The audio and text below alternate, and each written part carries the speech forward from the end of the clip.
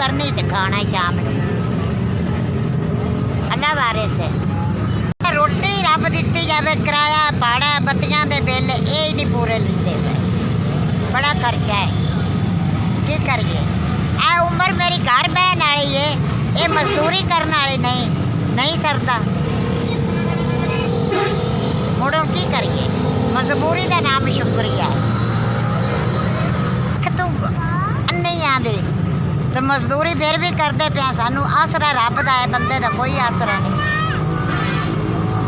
एक ताकि है ना भी बंदे का आसरा है, बंदे का कोई आसरा नहीं, रब का सानू आसरा है।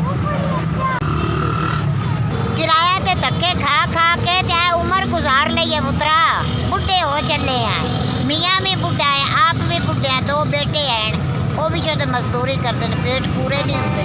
की करिए, अगू महंगाई है, महंगाई का कोई मसला ही नहीं हो सकता।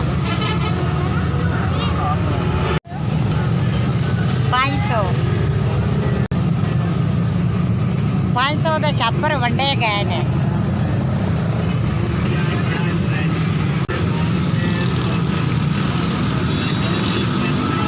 खैर करे मौला करीब करम करे तो रहमत करे मौला।